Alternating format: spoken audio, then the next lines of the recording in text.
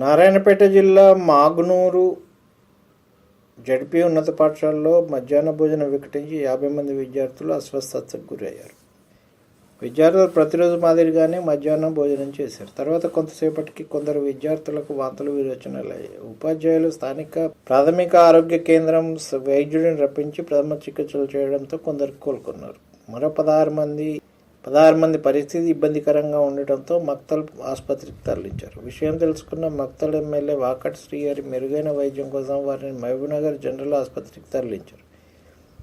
విద్యార్థులు కోలుకున్నారని వైద్యులు తెలిపారు. అన్నంలో తేడా జరిగిందా లేక కోడిగుడ్లు చెడిపోయాయా అన్న విషయం తెలియడం లేదని పాఠశాల ప్రధానోపాధ్యాయుడు చెప్పాడు. ఇదిలా ఉండగా మధ్యాహ్న భోజనంపై ఫిర్యాదులు వస్తున్నా ఉపాధ్యాయులు అధికారులు పట్టించుకోవడం లేదంటూ విద్యార్థుల తల్లిదండ్రులు పాఠశాల ఎదుట ఆందోళన వ్యక్తం చేశారు.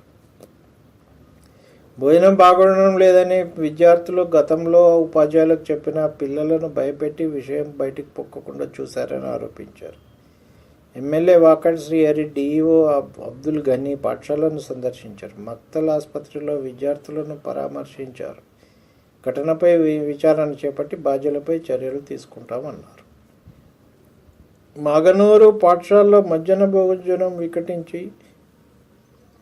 విద్యార్థులు అస్వస్థతకు గురైన ఘటనలో సీఎం రేవంత్ రెడ్డి ఆగ్రహం వ్యక్తం చేశారు. ఘటన కారణాలపై వెంటనే విచారణ జరిపి బాధ్యులపై కఠిన చర్యలు తీసుకోవాలని కలెక్టర్ను ఆదేశించారు. నిర్లక్ష్యంగా వ్యవహరించినట్టు తేలితే సంబంధిత అధికారులను సస్పెండ్ చేయాలన్నారు. అస్వస్థతకు గురైన విద్యార్థుల ఆరోగ్య పరిస్థితిని అడిగి తెలుసుకున్న సీఎం బాధితులకు మెరుగైన వైద్యం అందించాలని అధికారులను ఆదేశించారు.